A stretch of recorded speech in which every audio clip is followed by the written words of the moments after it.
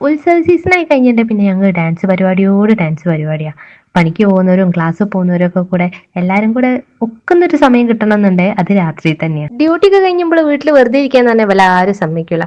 വീട്ടിലെത്തി എന്ന് പറഞ്ഞാൽ അന്നേരം തുടങ്ങും പോലെ ആരെങ്കിലും ഒക്കെ കോള്, പിന്നെ സ്വൈര്യം തരില്ല. അപ്പൊ അതുപോലെ നമ്മൾ ഓരോരുത്തരും ഓരോ കുഞ്ഞു ഒഴിച്ചൊക്കെ ആയിട്ട് ടീച്ചറെ വീട്ടിലേക്ക് നേരെ പോകും. ഇപ്പൊ കുറച്ച് കാലമായിട്ട് ഞങ്ങൾ ടീച്ചറെ വീട്ടിന്റെ മുറ്റത്ത് നിന്നാണ് ഡാൻസ് ഒക്കെ പ്രാക്ടീസ് ചെയ്ത് ആരൊക്കെ എത്തിപ്പെടാനാണ് എല്ലാവർക്കും എളുപ്പവും. ഇടയ്ക്ക് നല്ലൊരു മഴ പെയ്തതിനെ കൊണ്ട് മുറ്റൊക്കെ നല്ലോണം നനഞ്ഞു. അപ്പൊ വഴുക്കോന്നുള്ള ഒരു പേടിനെ കൊണ്ട് ഞങ്ങൾക്ക് ഞങ്ങളെ ഒരു കഴിവ് ശരിക്കും പുറത്തേക്ക് എടുക്കാൻ പറ്റിയില്ല.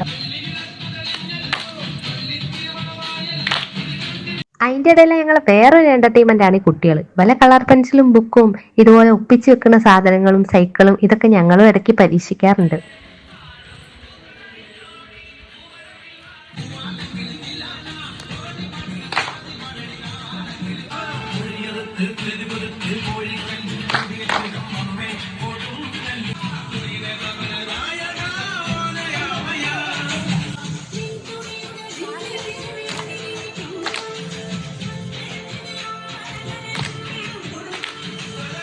പിന്നെ നല്ലൊരു മഴ പെയ്തപ്പോഴേക്ക് എല്ലാവർക്കും ലേശം മടിയൊക്കെ തുടങ്ങി.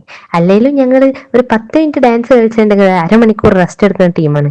അപ്പൊ പിന്നെ ഞങ്ങൾക്ക് പിറ്റേന്ന് ഒരു ഡാൻസ് പരിപാടി ഉള്ളത് കൊണ്ട് ഞങ്ങൾ കുറച്ച് മൈലാഞ്ചി ഒക്കെ ഇട്ട് സെറ്റ് ആവാൻ വിചാരിച്ചു. കഴിഞ്ഞ വീഡിയോയിൽ അപ്പുസാറിനെ കണ്ടില്ലല്ലോ എന്നൊക്കെ ഒരു കമന്റ് ഒക്കെ വന്നിട്ടുണ്ടായിരുന്നു. ഏടോ പോണ വഴിക്ക് ഓനവിടെ കയറിയിട്ടുണ്ടായിരുന്നു. പിന്നെ ഓല് രണ്ടാളും കൂടെ ആധികാരികമായി എന്തൊക്കെയോ വലിയ വർത്താനത്തിലാണ്. പ്രാക്ടീസ് ഒക്കെ കഴിഞ്ഞ് കഴിഞ്ഞിട്ടുണ്ടെങ്കിൽ പിന്നെ ഓരോരുത്തരെ വീട്ടിൽ കൊണ്ടാക്കുക എന്നുള്ളത് ഈ വണ്ടിയുള്ള ഒരു ഉത്തരവാദിത്തമാണ്. അതിനെക്കൊണ്ട് ഞങ്ങൾ ഓരോരുത്തരെ വീട്ടിലൊക്കെ കൊണ്ടാക്കി നേരെ ഞങ്ങൾ വീട്ടിലേക്ക് പോയി. ഇനി അടുത്തൊരു വീഡിയോയിൽ കാണുന്നവരെ ബൈ ബൈ.